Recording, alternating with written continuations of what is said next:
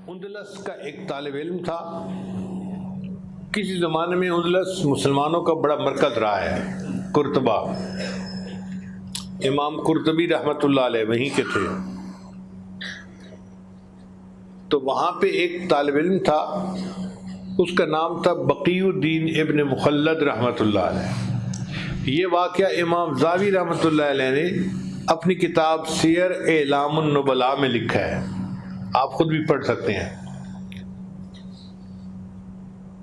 تو وہ بقی الدین ابن مخلد رحمۃ اللہ اپنے بارے میں کہتے ہیں کہ مجھے پتہ چلا کہ بغداد میں امام احمد بن حنبل بڑے فقیہ ہیں اور محدث ہیں، اور وہ علم کا ایسا سمندر ہے کہ جو طالب علم جاتا ہے وہ علم سے اپنی پیاس بجھاتا ہے.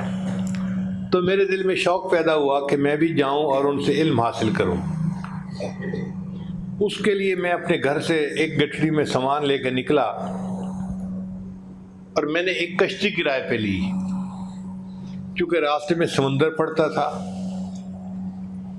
وہ کہتے ہیں کہ ہم کشتی میں چلے اور کشتی والا راستہ بھول گیا، اور سمندر سمندر ہر طرف سمندر.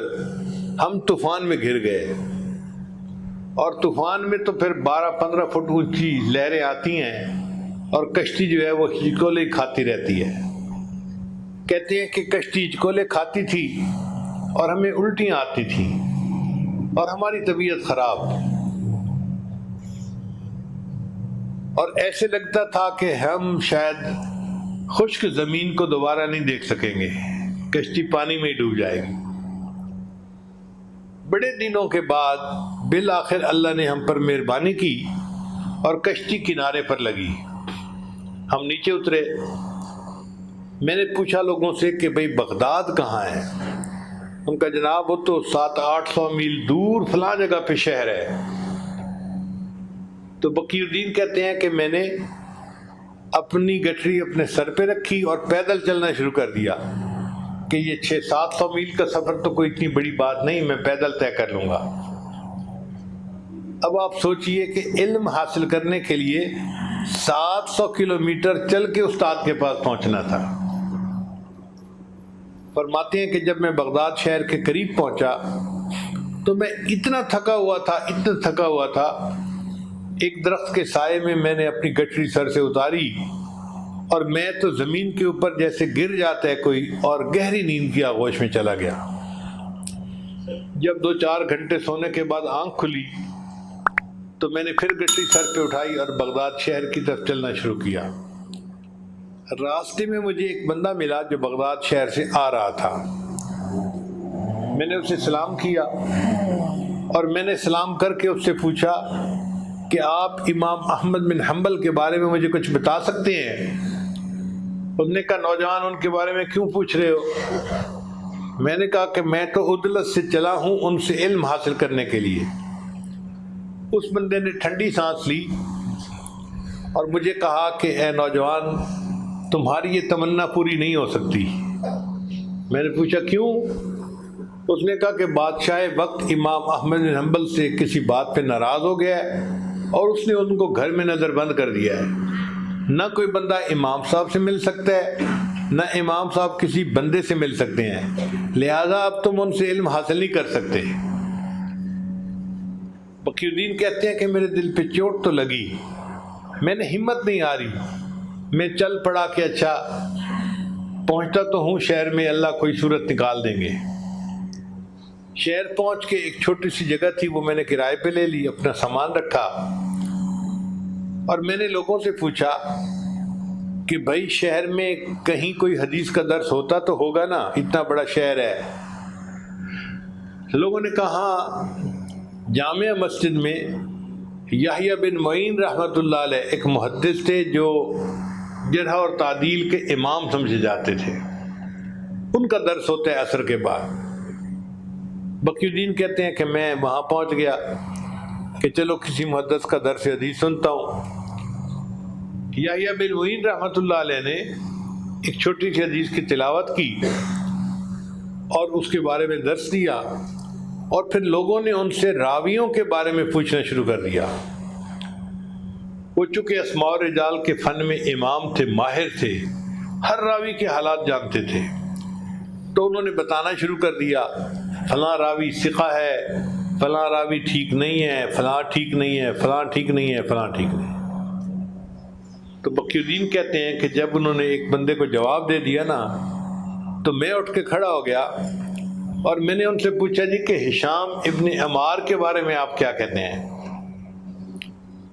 انہوں نے جواب دیا وہ ہشام چادر والے. میں نے کہا ہاں وہی. انہوں نے کہا وہ اتنے ثقہ ہیں کہ ان کے چادر کے نیچے تکبر بھی آ جائے تو ان کی ثقافت میں کوئی فرق نہیں پڑتا، تم ان سے حدیث کی روایت کر سکتے ہو. جب انہوں نے مجھے جواب دیا تو میں نے پھر دوسرا سوال پوچھنا چاہا، مگر جو قریب لوگ بیٹھے تھے نا انہوں نے میرا کرتا پکڑ کے کھینچا اور کہا کہ بھائی یہاں کا دستور یہ ہے ایک دن میں ایک طالب علم ایک سوال پوچھ سکتا ہے، اگر ایک ہی سارے سوال پوچھے گا تو باقی طلباء کا کیا ہوگا؟ اب آپ نے ایک سوال پوچھ لیا، بیٹھ جائیں. کہتے ہیں کہ میں نے رونا شروع کر دیا اور میں نے ان کو بتایا کہ دیکھو میں تو اتنی دور سے سفر کی مشقتیں اٹھا کے یہاں آیا ہوں اور مجھے اس ترتیب کا پتہ نہیں تھا. اگر پتہ ہوتا تو میں وہی سوال پوچھتا جو مجھے اصل پوچھنا تھا. لوگوں نے میرے اوپر ترس کھایا اور کہا کہ اچھا تم ایک سوال اور پوچھ لو. جب انہوں نے کہا نا کہ ایک سوال اور پوچھ لو تو میں نے یحییٰ بن معین رحمۃ اللہ سے پوچھا آپ امام احمد بن حنبل کے بارے میں کیا کہتے ہیں؟ کہتے ہیں کہ اس سوال کو سن کے پورے مجمع پہ خاموشی طاری ہو گئی، سانپ سونگ گیا پورے مجمع کو. لوگ سمجھتے تھے کہ بادشاہ وقت ان سے ناراض ہے، اس نے نظر بند کیا ہوا ہے، اور مجمع میں ان کے بارے میں سوال پوچھنا تو اپنے آپ کو عذاب کو دعوت دینے کے معنی دینا. میری بات سن کے یحییٰ بن معین رحمۃ اللہ نے اپنا سر جھکا لیا.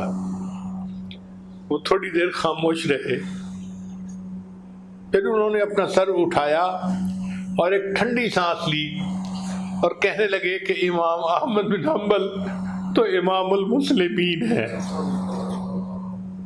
جب یحییٰ بن معین رحمۃ اللہ نے یہ کہا نا کہ امام احمد بن حنبل تو امام المسلمین ہے، میرے دل میں اور طلب بڑھ گئی کہ میں نے تو ان سے علم حاصل کر کے ہی رہنا ہے. مجلس ختم ہوئی تو میں نے ساتھ والے ایک بندے سے کہا بھائی مجھے امام احمد بن حنبل کا گھر دکھا دو. اس نے کہا نا بھائی نا، اگر پولیس کو شک ہو گیا نا تو تمہیں بھی کوڑے لگیں گے اور مجھے بھی لگیں گے، میں کیوں اپنے آپ کو تکلیف میں ڈالوں. میں نے کہا یار مجھے اپنے ساتھ لے چلو، اور جب امام احمد بن حنبل کے گھر کے قریب سے گزرنا نا تو آنکھ کے اشارے سے بتا دینا کہ یہ دائیں طرف یا بائیں طرف امام احمد کا گھر ہے. میں اس گھر کے دروازے کو پہچان لوں گا، پھر میں جانوں میرا کام جانے، بس آپ آگے چلے جانا. اس پہ وہ بندہ تیار ہو گیا اور اس نے مجھے امام احمد بن حنبل کے گھر کا دروازہ دکھا دیا.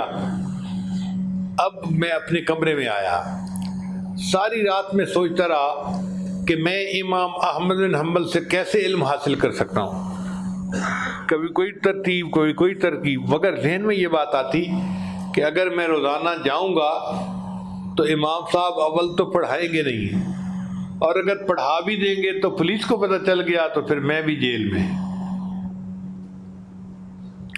اگلے دن میں صبح اٹھا تو میں نے اپنے گٹھلے کو کپڑے سے باندھ لیا تاکہ دیکھنے والے کو پتہ چلے کہ کوئی زخم ہے جس کی وجہ سے اس نے گٹھنا باندھا ہوا ہے. اور میں نے ایک سائل کی شکل اختیار کر لی، ہاتھ میں کٹوری پکڑ لی اور جیسے سوالی سوال کرتا ہوا جا رہا ہوتا ہے میں نے وہ شکل اپنا لی، وہ بھیس اپنا لیا اور بازار میں مانگنا شروع کر دیا. اب لوگ میری شکل کو دیکھتے تو میں 20 سال کا نوجوان تھا، اور ویسے دیکھتے تو میں لوگوں سے سوال کر رہا تھا.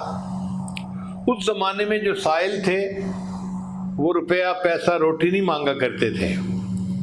ہاتھکم علی اللہ اجرکم علی اللہ، اور لوگ سمجھ لیتے تھے کہ یہ حاجت مند ہے تو وہ کشکول میں کچھ نہ کچھ ڈال دیتے تھے. کہتے ہیں کہ اب میرے نوجوان چہرے کو دیکھ کے مجھے کوئی کچھ دینے کو تیار نہیں تھا، بلکہ کچھ لوگ مجھے گھور کے دیکھتے کہ تمہیں شرم نہیں آتی، اتنی جوانی میں تم سوال کرتے پھرتے ہو۔ میں ان لوگوں کی گھوری ہوئی نظروں کو برداشت کرتا، ذلت کو برداشت کرتا اور بازار میں مانگتا ہوا چلا جاتا۔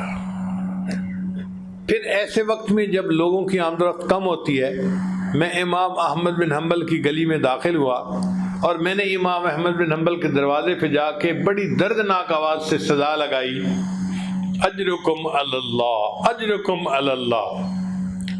میری آواز میں اتنا درد تھا کہ امام صاحب سمجھ گئے کہ یہ بہت کوئی ضرورت مند، حاجت مند ہے۔ تو امام صاحب نے اپنے گھر کا دروازہ کھولا اور ان کے ہاتھ میں کچھ پیسے تھے، سکے تھے جو وہ مجھے دینا چاہتے تھے۔ بقی الدین فرماتے ہیں کہ میں امام صاحب کے قریب گیا اور میں نے جا کر کہا کہ حضرت میں مال کا طلبگار نہیں ہوں، میں علم کا طلبگار ہوں، اور میں نے تو آپ تک رسائی حاصل کرنے کے لیے یہ بھکاری کا بھیس اپنایا ہے، ورنہ تو میں سنت کا متلاشی ہوں، مجھے آپ روزانہ پڑھا دیا کرے۔ امام احمد بن حنبل نے فرمایا کہ نہ بھائی نہ، چلے جاؤ یہاں سے، اگر پولیس نے دیکھ لیا تو تمہیں بھی سزا ملے گی، مجھے بھی سزا ملے گی۔ تو میں نے کہا کہ حضرت میں اس طرح بھکاری کی شکل میں روزانہ ایک وقت آپ کے پاس آؤں گا اور آپ یہی سکے لے کر دروازہ کھولا کرنا، اگر کوئی اور بندہ قریب ہے تو سکے ڈال دینا اور میں چلا جاؤں گا، اور کوئی بندہ نہیں ہے تو آپ مجھے کھڑے کھڑے ایک دو حدیثیں سنا دینا، میں ان کو زبانی یاد کر لیا کروں گا۔ میرا اور آپ کا پڑھنے پڑھانے کا یہی طریقہ رہے گا۔ پورا 1 سال میں بغداد کی گلیوں میں بھیک مانگنے کے بہانے امام احمد بن حنبل سے چند حدیثیں روزانہ سنا کرتا تھا اور یاد کر لیا کرتا تھا۔ اللہ کی شان دیکھیں، 1 سال کے بعد حاکم وقت مر گیا۔ جو نیا حاکم وقت بنا اس کو امام احمد بن حنبل سے عقیدت تھی، اس نے نظر بندی بھی ختم کر دی، اور امام احمد بن حنبل کا جو درس حدیث ہوتا تھا نا مسجد میں، جامع مسجد میں، وہ بھی شروع کروا دیا۔ بقی الدین کہتے ہیں کہ عصر کے بعد میں جامع مسجد میں گیا تو اتنا رش تھا، جگہ ہی نہیں ملتی تھی۔ بڑی کوشش کے باوجود میں امام احمد بن حنبل کے قریب تو نہ پہنچ سکا، بس ذرا دور کھڑا ہو گیا۔ تو امام صاحب کی نظر مجھ پر پڑی تو امام صاحب نے مجمع کو کہا، اے مجمع کے لوگوں، اس نوجوان کو میرے پاس آنے دو، علم کا اصل طلبگار تو یہ ہے۔ اب آپ اندازہ لگائیے کیسے طلباء تھے جو علم حاصل کرنے کے لیے بھیک مانگنے کا بھیس اپنایا کرتے تھے اور پھر استاد سے پڑھا کرتے تھے۔